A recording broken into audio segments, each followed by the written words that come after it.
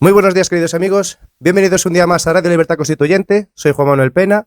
Hoy es jueves 6 de julio. Nos encontramos en el estudio de Somosauros para grabar el programa de hoy. Conmigo en la técnica está Juan Carlos. Buenos días, Juan Carlos. Buenos días. Con nosotros tenemos por hoy a don Dalmacio Negro. Muy buenos días, don Dalmacio. Buenos días. Y dirigiendo este barco en el día de hoy, pues está don Alberto Iturralde. Muy buenos días, Alberto. Muy buenos días. Bueno, lleváis pidiéndolo semanas. Hace ya mes y pico que no teníamos aquí a don Dalmacio y aquí le tenéis. Así es que nada, don Dalmacio, ¿qué tal se encuentra? Bien. Bien. Sí. Muy bien. Aguantando. Vale. Bueno, pues hoy traíamos un par de noticias, tres noticias relativas a la corrupción, la primera de ellas. La primera figura en la página digital. Pero puede ser noticia la corrupción. No, lo que es noticia es lo que vamos a leer ahora, que es relativo a la corrupción. La verdad es que la corrupción no es noticia. Es la estructura del sistema. Ahí está. Bueno, pero fíjese, don Dalmacio, porque lo que vamos a leer ahora tiene que ver no solamente con la estructura, sino cómo quizás se autoprotege el sistema para seguir teniendo la misma estructura. La noticia viene en El País y viene en la sección de política en la página digital. Dice el titular lo siguiente, dice: la Fiscalía pide 3 años de cárcel para un testigo de un caso de corrupción. El Ministerio Público atribuye a un extrabajador de UGT un delito de revelación de secretos por filtrar a la prensa documentos de un supuesto fraude. Roberto Macías, de 37 años,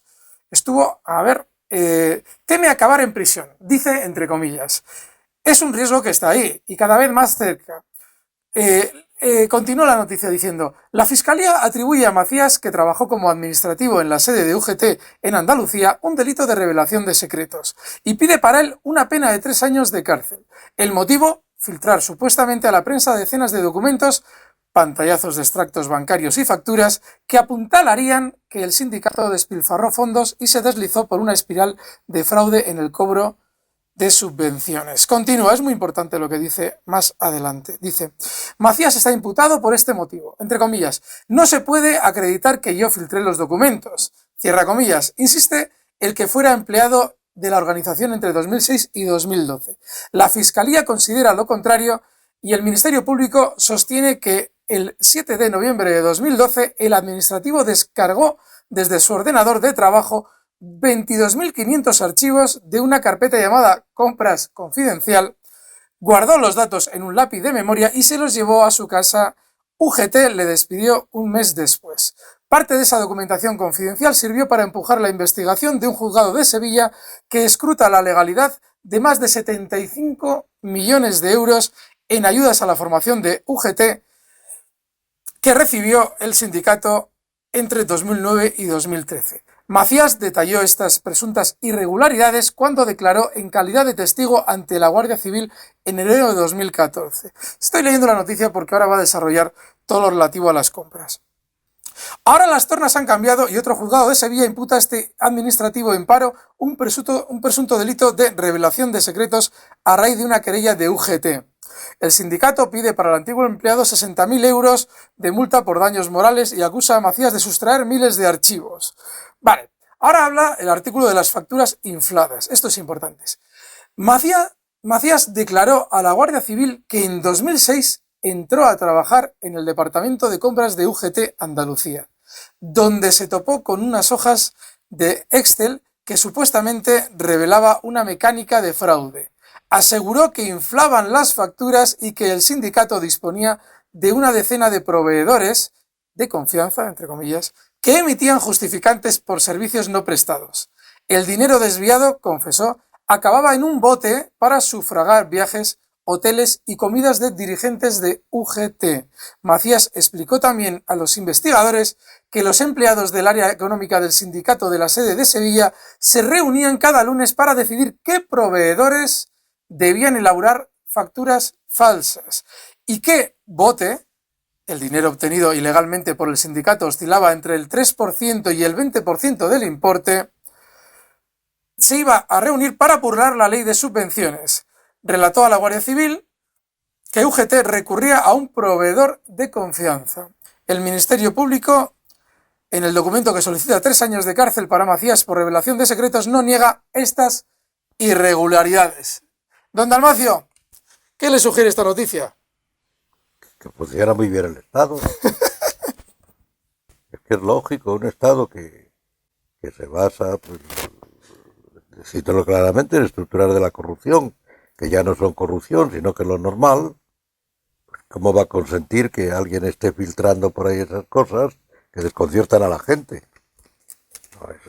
No, es un acto subversivo que yo creo que le pidan 3 años de cárcel me parece poco. Yo creo que no hay condena a muerte, pero por traición. Es un acto de traición, claramente, a todos, empezando por el sindicato. Los sindicatos, es que no dice la Constitución que son órganos del Estado. Claro. Pues entonces, un órgano del Estado, pues ya se sabe que funciona como tiene que funcionar, entonces no hay por qué andar. Lo que pasa es que esos son imitadores de Wikileaks y toda esta gente por ahí, extranjeros que viven en otro mundo, y entonces los imitan aquí. Y se dedican a filtrar también pensando que este país no es serio, cuando es uno de los estados más serios que hay en el mundo. Y más grandes, como es Estado, lo que es Estado con respecto a la nación. Bueno, es el más totalitario de todos, salvo Claro. quizá Corea del Norte o alguno así. Corea del Norte, del que hablabais justo antes de empezar. Bueno, lo que al final termina diciendo la noticia es que 5 años después de ser despedido del sindicato donde cobraba 1.400 euros al mes, este licenciado en Derecho por la Universidad de Guadalajara, en México, dice encontrarse en una situación de extrema necesidad. Requiero ayuda para pagar la luz y una asistencia social, dice. Su último trabajo fue una inmobiliaria y cobraba 600 euros al mes. Esto es lo que sucede con quienes denuncian la corrupción que todos estamos pagando con nuestros impuestos. Pero si es que es lógico, es que la corrupción es de lo que vive todo el mundo. Por lo menos los que tienen que vivir. Entonces, ¿cómo se va a denunciar la corrupción? Usted imagínese que todo el mundo que está metido en la estructura del Estado no digamos autonomía, como Andalucía, todo eso, que empiezan a denunciar. Esto se hunde. Bueno, esa es un poco la teoría de don Antonio. Esto no puede ser. Eso hay que acabar con esas denuncias. De que no solamente es ya, la corrupción no es que ya sea inherente al sistema, sino que es ya factor de gobierno. Sin Pues la claro, corrupción no se mueve un papel en España. Pues claro. Es que sin eso no puede funcionar el Estado. Vamos, el Estado, los ayuntamientos, todo. Entonces, ¿qué quieren? ¿Que se hunda todo?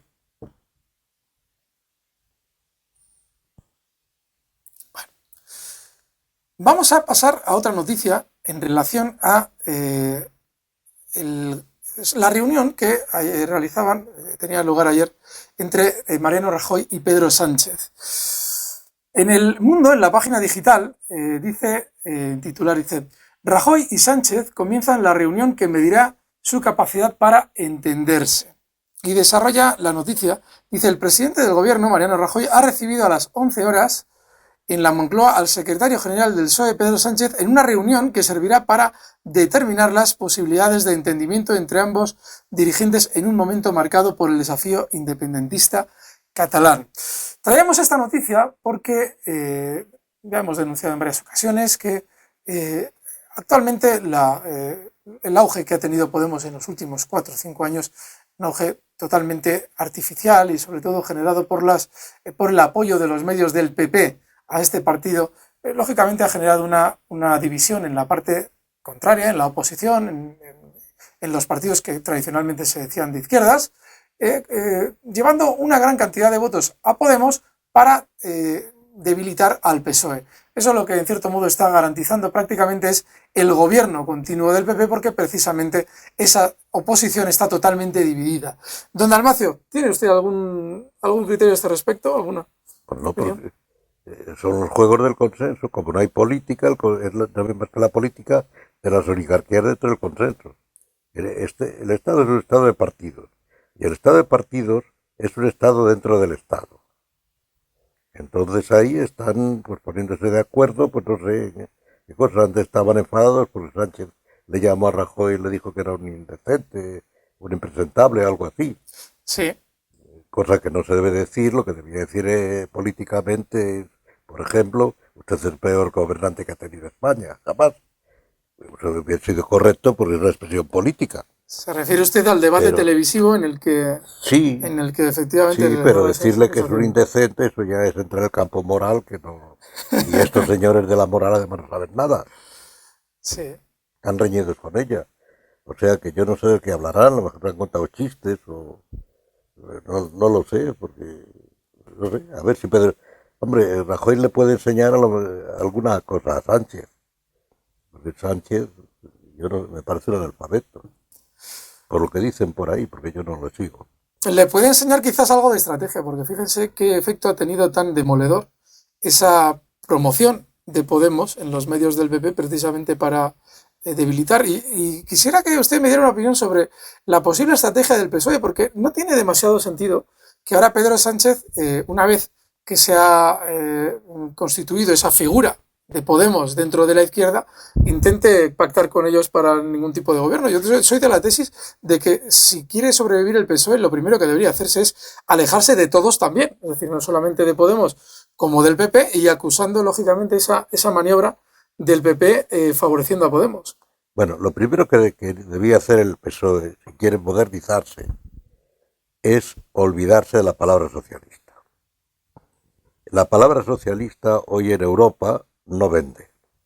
Lo aconsejó Manuel Valls antes de las elecciones, hace años y demás, que el socialismo había que abandonar la palabra, porque eso ya no vende, es una palabra talismán que ha traído a la gente, pero ya la fe en lo que puede significar el socialismo más vagamente, eso ya en Europa ha desaparecido. Hombre, estos que son tan europeístas, pues debían europeizarse y llamarse, qué sé yo, partido, si quieren seguir siendo obreros, que sigan siendo obreros. Pero yo creo que no es un poco para despistar, claro, porque ninguno de los dirigentes es un obrero, Sí, de sino hecho, que ya son. lo que es el término obrero, no sé hasta qué punto tiene No, sentido ya a día de el hoy. término obrero pues es el que hace obras que ha tomado un sentido, que hoy no tiene mucho sentido, porque dice lo que le es clase media, pues no sé, debería llamarse, no sé cómo debería llamarse, pero debían cambiar la palabra socialista, porque a lo mejor aquí en España, como hay gente que todavía oye radios o lee cosas, por ahí se da cuenta y empieza a dejar de votarles. Yo creo que es lo que debía hacer. Ahora, que a lo mejor lo que le han hablado es que Rajoy le está convenciendo de que siga llamándose socialista, por la cuenta que le tiene. Entre otras cosas, para aparentar que él no es socialista, Claro. que él es más socialista que Pedro Sánchez en el fondo. Vamos, no es socialista siquiera, es un estatista que no estadista. Estatista, que es lo que hay hoy. Hoy en Europa lo que hay es estatismo, no hay ni socialismo ni nada por el estilo. No hay más que estatismo. Y en cuanto al populismo, este que han inventado de Podemos, no es populismo. Es un invento efectivamente del PP para canalizar y controlar el descontento que a lo mejor alguien ha dicho que existe. Porque hay mucha gente que no se da cuenta de lo bien que están las cosas y entonces pues murmura y protesta y todo eso.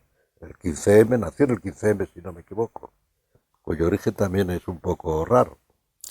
Bueno, Pero, y entonces pues Podemos hacer esa función de controlar el descontento y canalizarlo como le conviene. Parece que la gente se está escapando ya con Podemos. Y esa es la baza que tiene el PSOE. Pero si el PSOE deja la palabra socialista, a lo mejor atraía más gente. No sé. ¿y hasta qué punto le puede afectar al PSOE el acercamiento a Podemos en cuanto a la posibilidad de que se le contagie de lo que a día de hoy se le está acusando a Podemos, esa especie de desbarajuste de partido, es una especie de turistas de la política, y lógicamente en la medida en que el PSOE se acerca a Podemos, probablemente le pueda salpicar ese efecto, todavía facilitando mucho más la maniobra del PP. Pues, pues, pues puede ser, no lo sé. No tengo ni idea de todo. Si en el fondo la política se reduce a eso, a las querellas entre ellos entre los partidos, del estado de partidos, para repartirse el presupuesto. No es más que eso. Estamos viendo con lo de Cataluña. ¿Qué es lo que hay ahí? Dinero para los catalanes. no hay otra cosa. Vamos, para los catalanes, no, si fuera para los catalanes, para las mafias que gobiernan los catalanes. Y Es mientras, que el Estado es hoy anarquista. Aquí con las autonomías ha llegado a una situación en que tiene que ser cada vez más anarquizante, más anarquista. No hay una dirección política, no hay una idea política, no hay una idea rectora más que la de mantenerse en el poder a toda costa, apañando todos los votos que se puedan. Es la única idea política que hay en España.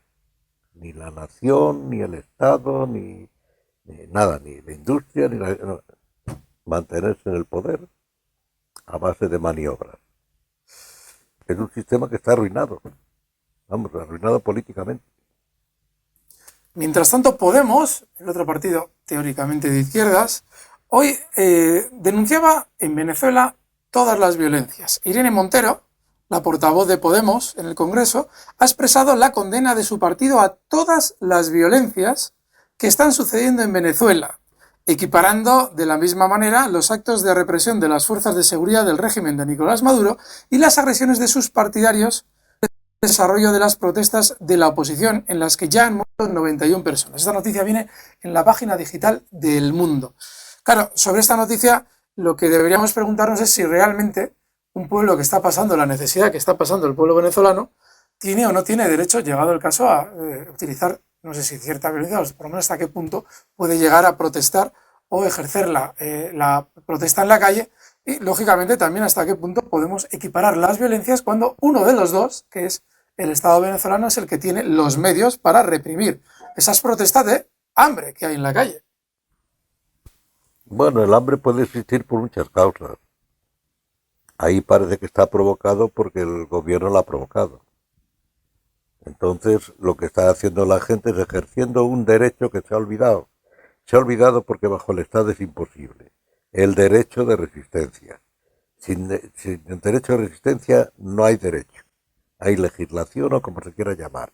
El derecho de resistencia es sustancial en la tradición occidental, que por eso se puede decir que es liberal, palabra que hoy tampoco se sabe muy bien ya qué significa, pero creo que nos entendemos y decimos que la tradición europea es en conjunto liberal, con altibajos, y porque se ha admitido siempre el derecho de resistencia. Y eso, bajo el Estado, lo decía su fundador, Hobbes, es imposible el derecho de resistencia, solo es posible el hecho de resistencia cuando el gobierno no cumple con su obligación de dar protección y dar seguridad, que es también lo que está ocurriendo en Venezuela. Se están juntando las dos cosas. Ya no da protección y seguridad porque está enfrentado a gente que yo no conozco la situación de Venezuela, pero lo que es de gente seria, todo el mundo es eso, que hay hambre, que no hay medicinas, que hay todo. Y por cierto, me han dicho el otro día, no sé si es verdad o no, que en Madrid ahora hay mucho dinero, en Madrid y en España, pero en Madrid hay mucho dinero de jefes y militares venezolanos Sí, es cierto. que están comprando pisos y demás, o Es sea, cierto. que están viendo lo de las barbas que lo ponen a remojar, aunque están pensando en que aquello se acaba y a lo mejor la resistencia de Maduro, pues una resistencia legítima, algo así como el caso del fiscal y el pobre que han denunciado. Vamos, el pobre no, que le está bien empleado, que le hayan denunciado.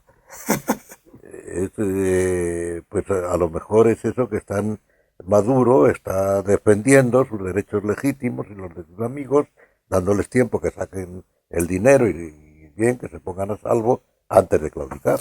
Así es, en Madrid sí es cierto, y eso sí que doy fe, que se están comprando cada vez más inmuebles con dinero que viene de Venezuela. Y de hecho es hasta tal punto así, que se están tomando edificios concretos en los que prácticamente todos los vecinos son de nacionalidad venezolana y lógicamente han adquirido... ¿Tiene que ver algo el PP con esas compras? Ya que No está tengo enterado la del menor asunto, idea, ¿no? don Antonio, no me extrañaría lo más mínimo. O el No tengo- PSOE, o a lo Hombre, mejor las reuniones entre el PSOE y lo- entre ¿cómo se llama?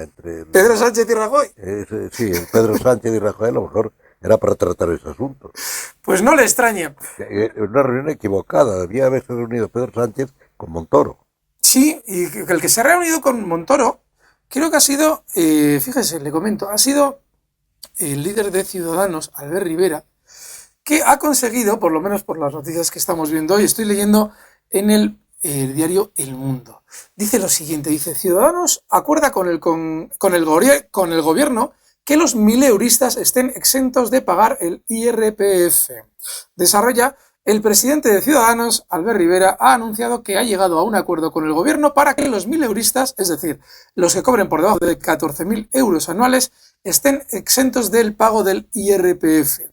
Esto tiene que ver con la aprobación de los techos de los presupuestos que necesitaba el gobierno, Sí, bueno, los acuerdos concretos. es que todo eso, en el fondo lo que hay hoy en la política del consenso es comprar y vender, no hay otra cosa. Y pactos puntuales, por lo que se está viendo ahora mismo. Porque eso es comprar, igual que se está viendo claramente con Cataluña, se les quiere comprar para que no se independicen. Bueno, hablando de Cataluña. En Cataluña, en el mismo periódico El Mundo, hoy dice, además esto ya es una noticia totalmente dirigida, pero fíjense, titula hoy El Mundo en su página digital, dice, Cataluña pone más fácil romper España que partir un municipio, y desarrolla, dice, la norma autonómica para segregar ayuntamientos exige el apoyo de la mitad del censo, mientras que la ley del referéndum no exige un mínimo. La CUP dice que con superar con creces los 2,3 millones de electores sería suficiente. Los independentistas no han incluido un mínimo de participación para dar validez al referéndum que quieren convocar el 1 de octubre para separar a Cataluña del resto de España. Sin embargo, la Generalitat sí exige un quórum para que una localidad se segregue de otra. Se necesita el respaldo del 50% de los habitantes solo para iniciar el trámite, según la ley municipal de Cataluña. Bueno, pero la ley municipal de Cataluña y las otras leyes equivalentes son leyes anticuadas, no están a tono con el sistema. En cambio, lo del referéndum Eso sí está más al a día. tono, o sea, que está al día, y ahí habría que tener en cuenta, pues eso, la caducidad, el derecho a la caducidad, es una norma jurídica. Aquí hay que ir a lo nuevo, no hay que fiarse de cosas anticuadas. Bueno, hablando de no encuentro la noticia, ahora la miramos. ¿Qué os parece si hacemos una parada y ahora volvemos? Porque quiero también traer una noticia a este respecto. Pues muy bien, queridos amigos, hacemos una pequeña pausa y ahora mismo volvemos.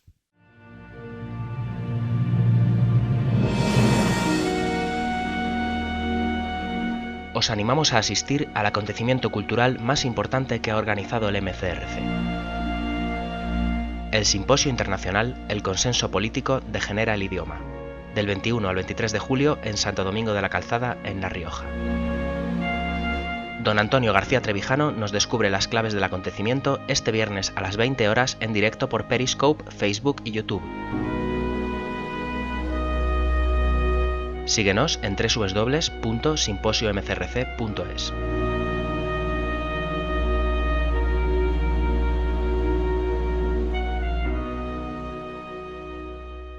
Muy bien, queridos oyentes, ya estamos de vuelta. Alberto, por favor, cuando quieras. Bien, estamos de nuevo aquí. Durante el descanso, e incluso un poquito antes de empezar también, hemos estado tocando de refilón un tema muy interesante, porque don Dalmacio daba una visión bursátil que yo creo que debería tener en cuenta todo el mundo. Y es una visión relativa a cómo ha cambiado dentro del sistema financiero el mundo bursátil. Mi profesión es la de especulador bursátil y yo estoy siempre muy cerquita de... Ahí está, muy cerquita de lo que es la compra y la venta de, sobre todo derivados, no tanto valores de bolsa. Pero don Dalmacio ha dicho algo que nos ha traído a colación un tema interesantísimo, que es el del mercado de valores y la percepción que tiene él de cómo ha ido variando durante los últimos años. Le voy a pedir, por favor, que nos diga, si puede ser aquí en abierto, lo que ha comentado antes a micrófono cerrado. No, pues sencillamente que antes el pequeño ahorrador, el mediano, la clase media, por decirlo así, pues podía invertir dinero en bolsa como un ahorro, en acciones pues de Iberdrola o bueno, quien fuera, que a veces había riesgos, había también algún banco que se hundía, nadie acudía a rescatarlo, que había un banco que se hundía, una empresa que se hundía, allá ellos, porque el dinero era público y entonces no se iba a gastar ahí, allá ellos. Había riesgos, había quien jugaba a la bolsa, más o menos. Yo he conocido gente que jugaba a la bolsa, pequeños ahorradores, alguno que además hacía dinero, pero además que le divertía aquello, pero podía hacerlo. Hoy en día eso no tiene sentido. Para la gente corriente la bolsa carece de absolutamente sentido. Es un manejo que hay por encima de grandes inversores, que sean compañías, que sean individuos, no sé, yo no entiendo de eso, sabrá más, Alberto sabrá más de ello, yo no sé, pero sé que hoy no, el que tiene hoy dinero invertido en acciones o eso, pues está al albur de que venga alguien de pronto y haga una OPA o haga... que antes las OPAs casi no existían, ahora es una moda. No, fíjense hasta que también fusiones y demás, pero eso es parte, es que lo de las OPAs es muy interesante, porque es la tendencia al gigantismo empresarial, es la idea de que solamente que el dinero debe desaparecer y moverse, aprovechando los ordenadores sí, y señor. todas estas cosas, moverse todo a través del crédito, que el crédito es la mejor manera de controlar a toda la gente. Sí, señor. Y esto no es una invención del sistema, esto es Saint-Simon a principios y la primera mitad del siglo XIX. Saint-Simon decía que había que eliminar la política, había que eliminar todo eso. Se inventó un nuevo cristianismo basado en el crédito. Le Crédit Lyonnais y otras empresas todavía, el canal de Suez, no sé si existe todavía, en Francia, que son las que conozco, fueron fundadas por discípulos de Saint-Simon. Y en la URSS no ha funcionado jamás el marxismo. Lo que ha funcionado ha sido el saint-simonismo, la gran empresa, la industria, aplicada, porque además aplicado incluso a la agricultura. Y es como funcionaba así, los problemas que tiene ahora Rusia, de ver cómo nos explicaron. Entonces, esos son los dos motivos, diría, falta de transparencia. Cómo se reparte por la gran empresa, cómo se vuelve los colloses famosos en la agricultura, todo eso, cómo se vuelve un poco a la agricultura tradicional, con tractores, con todo eso, que no es lo mismo, pero cómo se puede hacer, esos son los problemas que tiene Rusia, el desintoxicarse, si vale la palabra, de todo eso que viene de Saint-Simon, no de Saint-Simon y si se quiere también de su discípulo Comte, pero no de Marx. Es una de las equivocaciones es pensar que Marx ha pintado algo en la URSS más que la ideología. Bueno, ha suministrado la ideología y todo eso, ¿no? Pues, y Marx hubiera estado en contra de eso. Él no decía que Saint-Simon era un utópico. Y eso es lo que impera hoy, el saint-simonismo, que es nada más la idea de que solamente unos grandes centros... Esto hay un libro muy interesante al que le interesan estas cosas, de Brzezinski, no me acuerdo, es Brzezinski. El título está traducido y yo además creo que se encuentra en internet, que se titulaba en inglés Technotronics, con un subtítulo que no recuerdo. Es de los años 70 y que anunciaba que lo que hay detrás de todo este mundialismo o globalización, ahora se dice más mundialismo, globalización, anunciaba un mundo regido, dividido en dos clases, la de los gobernantes, la oligarquía gobernante, basada en dominio del dinero, de la finanza, y el resto servidores, siervos, ni clases medias ni nada por el estilo. Y eso, ya que estamos con ello, hay un libro que lo anunció en 1911, luego hizo una reedición en 1913, que es Heller Belloc, en un libro que se titula El Estado Servil. Anunció que se iba a una situación en que la clase media desaparece y no hay más que las oligarquías gobernantes y el resto siervos, que no sean de la gleba, como en la Edad Media, pero que se iba. Y es a lo que se quiere ir. Que pensemos simplemente en España. ¿Qué significa hoy la propiedad? Dolores de cabeza para el que tiene alguna propiedad. Lo decía recuerdo yo que lo decía Enrique Puentes Quintana, que hoy la propiedad es un dolor de cabeza para el propietario, que tiene que defenderla contra el Estado, contra todo el mundo. Y pagar por todo. Y pagar por todo, por supuesto. La propiedad no existe ya prácticamente.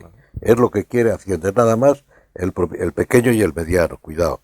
Que los grandes propietarios ya no, porque además incluso la legislación española, si no me equivoco, creo que era así, permite, me parece que se llama la SICAV o algo por el estilo, Sí. que permite al gran capital, gran tal, hacer empresas, no sé qué, que tributan lo que El 1%. gobierno. El 1%. Bueno, mientras, cuando el capital es menor de no sé cuánto, no se puede hacer.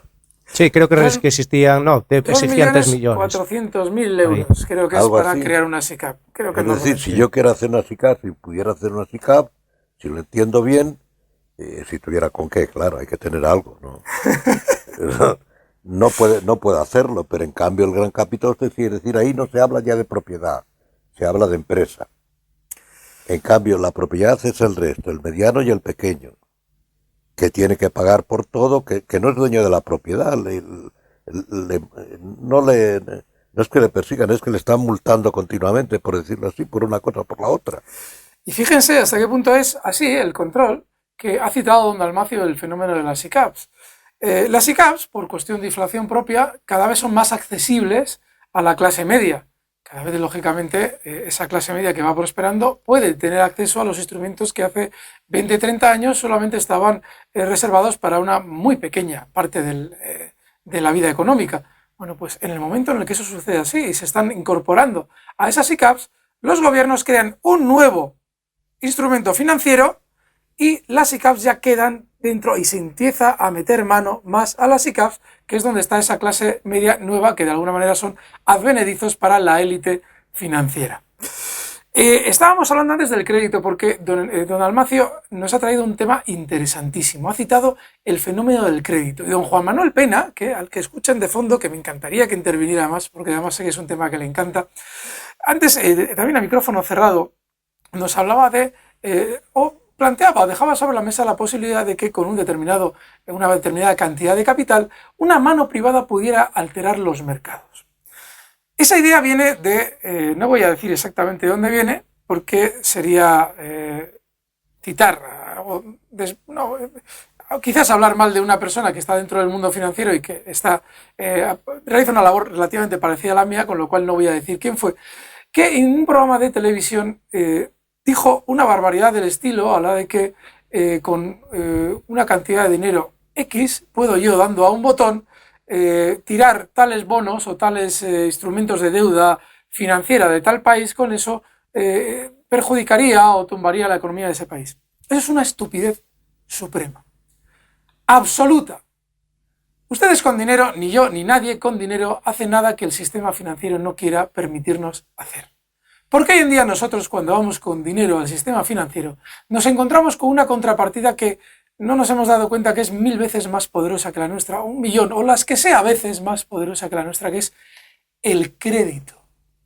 Si a mí mañana se me ocurre tumbar o intentar tumbar el mercado porque tengo una gran cantidad de derivados financieros, inmediatamente me encontraré que el sistema electrónico corresponde a mi posición tal y como le interese. Es decir, si llegado el caso yo intento vender, pongamos el caso, una gran cantidad de futuros del mercado DAX, que es en el que yo especulo, probablemente el sistema financiero, en cuanto se encuentre con mi partida, si no existen los resortes que ya existen los resortes que impiden que yo meta esa orden en el mercado, es decir, los brokers ya tienen puesto ese resorte para que usted no pueda meter esa orden en el mercado, no sale del broker, pero si saliese, que teóricamente nos han contado en muchas ocasiones que ha sucedido, al momento aparece crédito contra mi posición.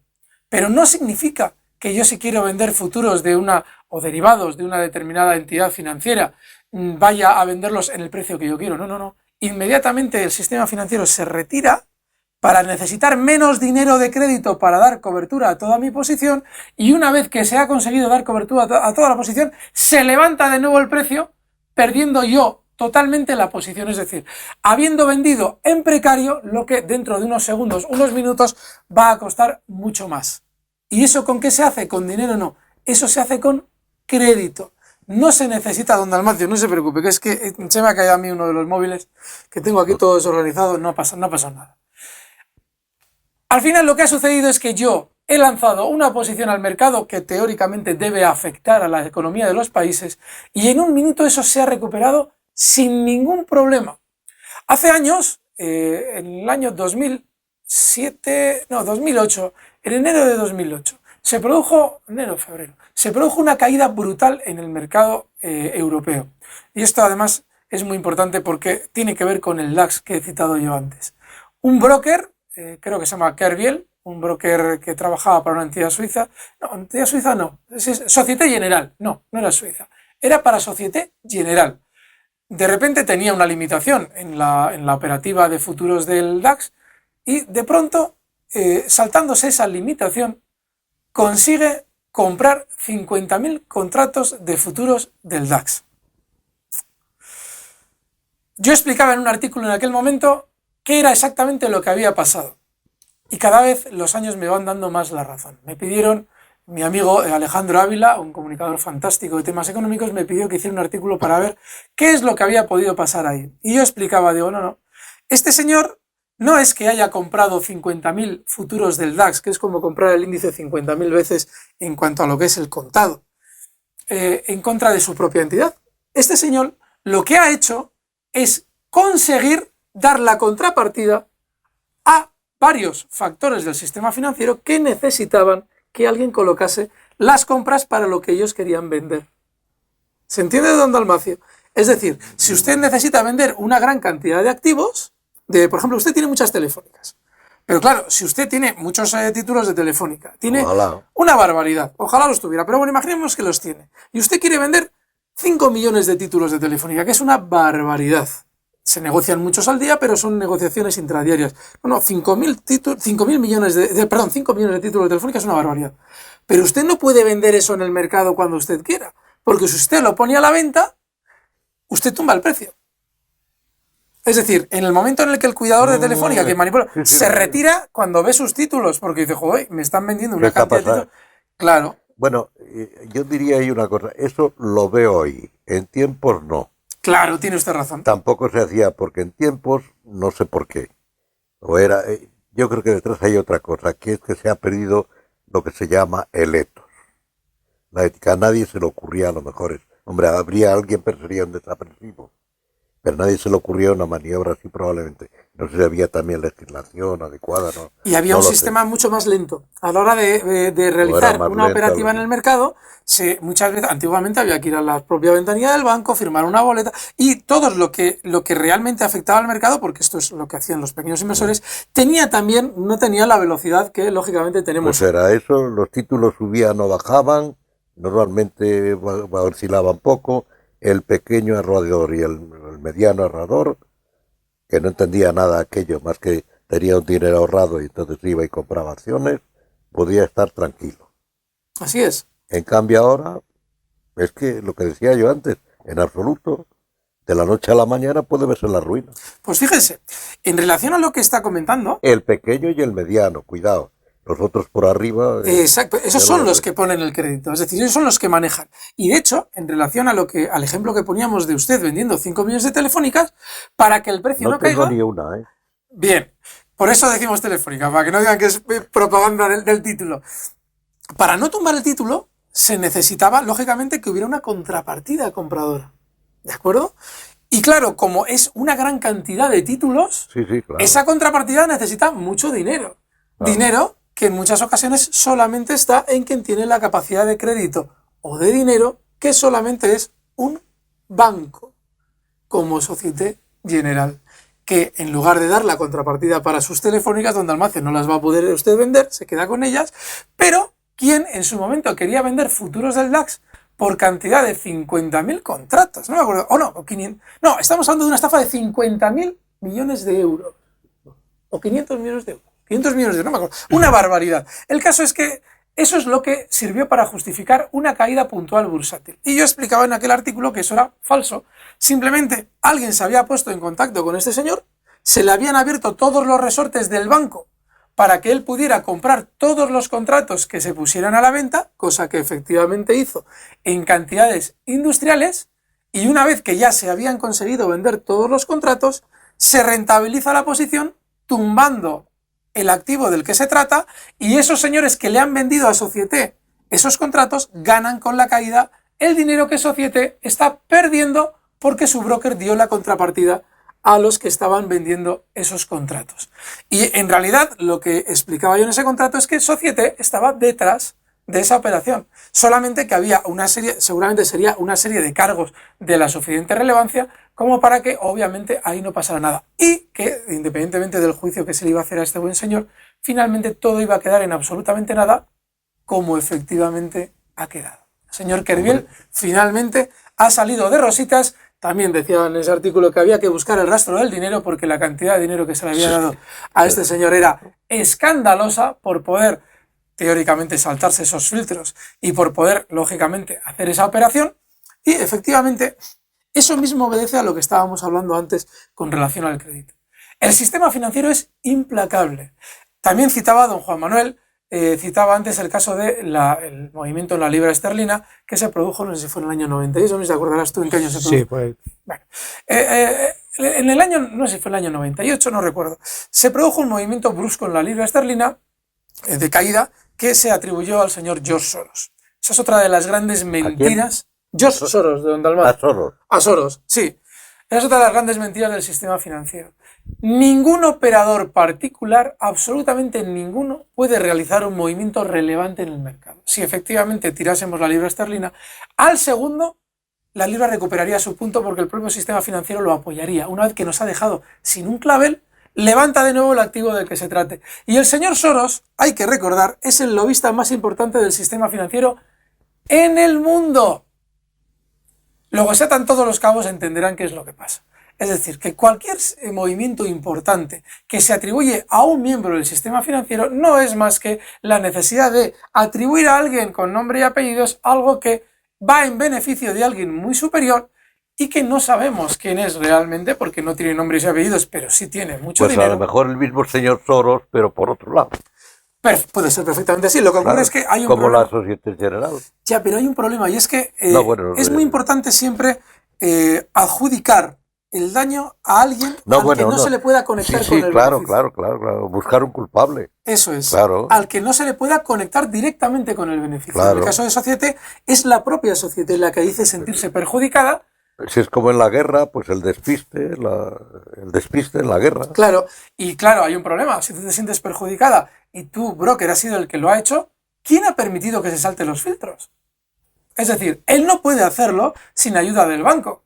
Claro, a partir de ahí intentan... Y el banco ayudado por los gobiernos en la legislación de los gobiernos. Claro, en el momento en el que Apoyada en nosotros, eso. efectivamente, estamos necesitando la propia anuencia del banco para poder hacer la operación, es el banco el que denuncia al broker. Están todos en el mismo ajo. Y en el caso de George Soros, no se crean ustedes absolutamente nada de lo que oigan con respecto a un individuo operando en el mercado y moviendo precios. Es imposible. A día de hoy está electrónicamente tan controlado el mercado, y esa electrónica que controla el mercado a la milésima de segundo es la misma que lo ha cambiado hasta el punto en lo que decía Dalmacio antes. Ya no se puede ahorrar en bolsa. A día de hoy, cada persona con la que yo hablo de bolsa y me dice, Alberto, ¿y qué puedo meter el dinero? Y digo, debajo del colchón no, porque debajo del colchón hasta qué punto va a estar seguro. No, pero desde luego que en bolsa es el último sitio. ¿Está más seguro? Probablemente sí. Claro. En bolsa es el último sitio en el que ustedes deben meter su dinero. Otra cosa es que sean especuladores profesionales y haya Que cuidados. sepan lo que se juega. Y haya cuidados porque es delicadísimo este trabajo. Sí, pero una consecuencia. Estoy equivocado. Vamos, creo que no. Que la finanza, que es auxiliar de la economía y auxiliar necesario, debido al auge del crédito propiciado por las políticas de desarrollo y por todos esos tinglados, crecimiento, todo eso, entonces el auxiliar se ha revelado y domina a la economía. La economía se refiere a la producción. Es De una cierto. manera o de otra es ciencia de la producción. Tiene que ver con el concepto de relación, don Dalmacio. En el momento en el que tú tienes un crédito con alguien, tu trato económico ya no es igual. Y eso es lo que ha conseguido los países, a día de hoy, teóricamente los países fuertes, han conseguido someter a los países menos fuertes con el instrumento del crédito. si hemos citado en muchas ocasiones el problema que tiene de deuda España. Don Roberto Centeno y 3 economistas más denuncian en Bruselas que España infla el PIB para que las normas de concesión de crédito por parte de la Unión Europea para emitir deuda puedan aumentarse. A partir de ahí, claro, efectivamente, en el momento en el que tenemos que un país tiene X deuda, tú a la hora de negociar con Alemania, que es la que está emitiendo la moneda, quien está moviendo la política monetaria europea es Alemania. Cada vez que ven ustedes a Mario Draghi, en el foro mío de bolsa, les llaman Macario Draghi, por aquel muñeco de José Luis Moreno, ¿se acuerda que salía todas las noches que le metían la mano por detrás? Bueno, pues efectivamente es Macario Draghi, porque es Alemania quien está continuamente decidiendo sobre las políticas monetarias, sobre la política monetaria europea. De ahí que cualquier informe que diga, no, el euro no beneficia a Alemania. No, sí beneficia a Alemania. No existe, eso alguna vez lo hemos hablado con don Pedro Gallego. Bueno, Alemania, yo diría el tinglao que hay en Alemania. Claro. Porque los alemanes lo están empezando a pasar muy mal hace ya tiempo. ¿Por qué no tiene Alemania, por qué tiene el déficit de natalidad que tiene a pesar de las ayudas que da? Porque los alemanes de clase media no pueden tener hijos para mantenerlos al nivel de vida actual. Eso hay una literatura inmensa en Alemania sobre todo ello, denunciando todos los manejos del tinglado económico, del consenso dentro del estado de partidos, que es donde viene el estado de partidos de la posguerra, que es un estado dentro del estado. Eso es lo que maneja todo. De hecho, es una eliminación de la clase media, claro, incluido dentro de Alemania. En esta crisis se dice que la distancia entre el establishment, lo que se puede llamar el establishment, una palabra norteamericana que se ha generalizado, lo que se puede llamar el establishment alemán, ha aumentado la distancia en un 20 veces. Se dice en la literatura, yo no puedo decir de qué punto es cierto o no, pero lo he visto repetido. Literatura no convencional, seria, no panfletos, es eso. Y entonces, lo digo porque se echa la culpa a los alemanes, un poco por lo que me toca, porque mi familia, mis hijos son medio alemanes, son alemanes, sí. Y no es Alemania ni los alemanes, es el tinglado montado allí. No, y además es que es lógico, es lícito que un país intente barrer para sí el máximo posible. Sí, pero no es es para ellos. Dentro de ellos, dices. Claro, es para la clase alta y para los políticos y para todos estos. Sí. Pues no es para Alemania. A Alemania le importa un bledo a la señora Merkel. Objetivamente, no sé si le importa o no, pero objetivamente le importa un bledo. Ha dicho que el Islam forma parte de Alemania, caray, por ejemplo. El propio Kohl, que eso no sé si se sabe aquí, Kohl, que acaba de morir, que es el que la protegió y la upó precisamente porque ella venía de Alemania oriental. Y entonces, como se habían reunido a los alemanes después tal, y a mí me parece que era correcto, si pensaba que valía, pues bueno, a ver si me puede suceder y que sea la que mande, pues alguien que venga no de Alemania Occidental, sino de Alemania Oriental, que eso todavía se mantiene incluso la diferencia entre Alemania Oriental, pues son 70 años, no menos, del sistema que imperó en Alemania Oriental. Y tengo allí parientes y, bueno, pues, cuentan lo que hay. En la otra Alemania, yo no, mi mujer. Y cuentan un poco lo que hay, que claro que ellos el modo de vida de la Alemania Occidental, más dinámico desde el punto de vista económico, que no les va. Los más jóvenes ya sí, pero los mayores son unas costumbres que hay allí. Bueno, y además venían del nazismo, cuidado, que no es que vinieran de Norteamérica, sino que venían del nacionalsocialismo. Entonces a mí eso me parece... Bueno, pues Kohl quería que sus honras fúnebres las hiciera Orbán, que es el presidente de Hungría, el primer ministro de Hungría, que las hiciera Orbán. Y la Merkel se empeñó en ser ella. Los hijos de Kohl ni han asistido ni nada, hicieron toda esta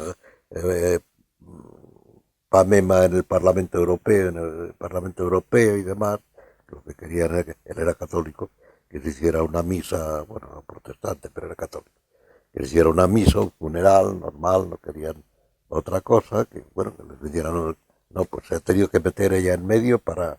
La Merkel no defiende a Alemania, no se sabe qué interés defiende, a lo mejor su ideología, porque ella viene de la Alemania Oriental, estuvo en las Juventudes comunistas. Juventudes comunistas. Sí, hay una foto de ella por internet con el uniforme comunista y todo.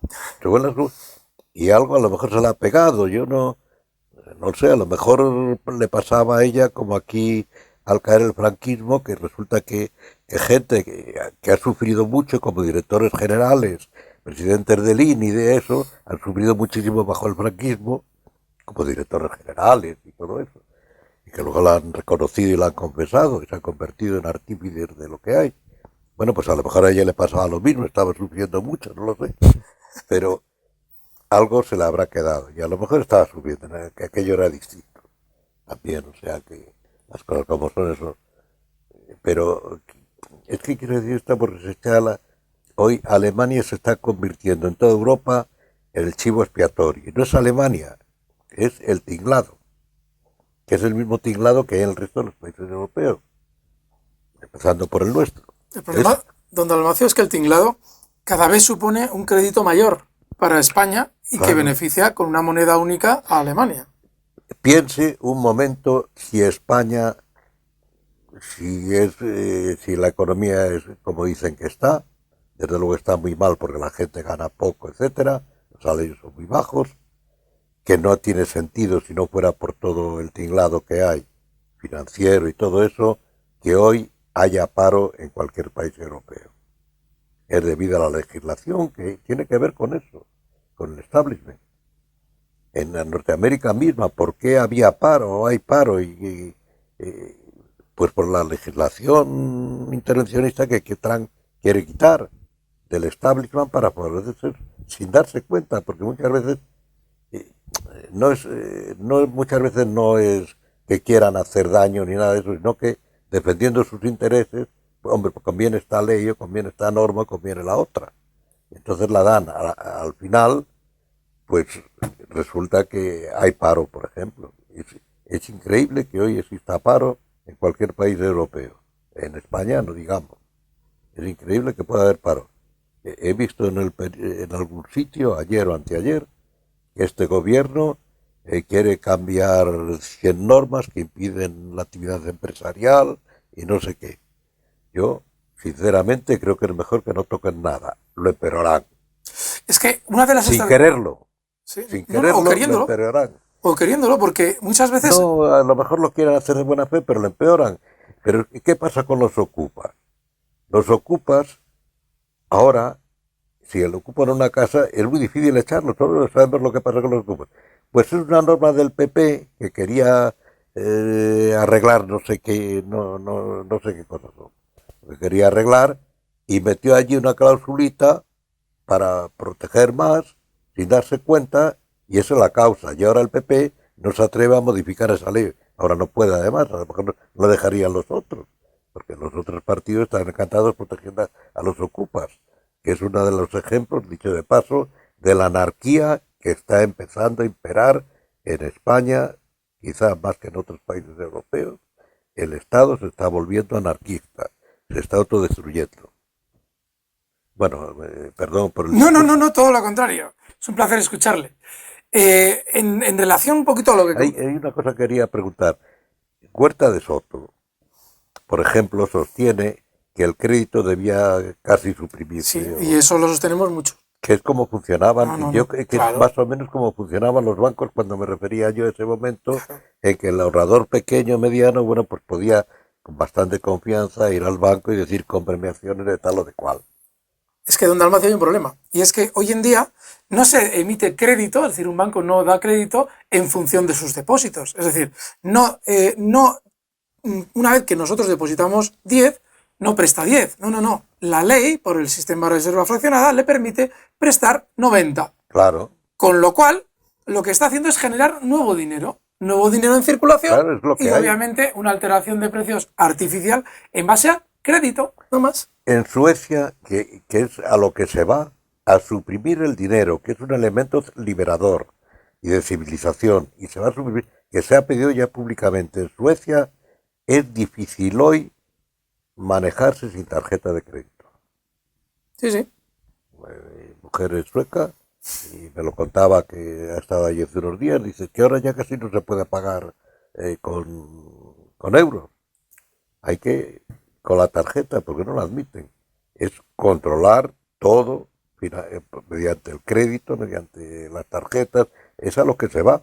Sí, sí. Yo doy fe. Estuve el año pasado Y en nadie Suecia, protesta. y con la corona tampoco ibas muy lejos. Tenías que ir con la tarjeta a todas partes. El problema que viene, que genera todo lo que hemos descrito relativo al crédito, es que a día de hoy todo lo que estamos viendo en cuanto a dinero es deuda.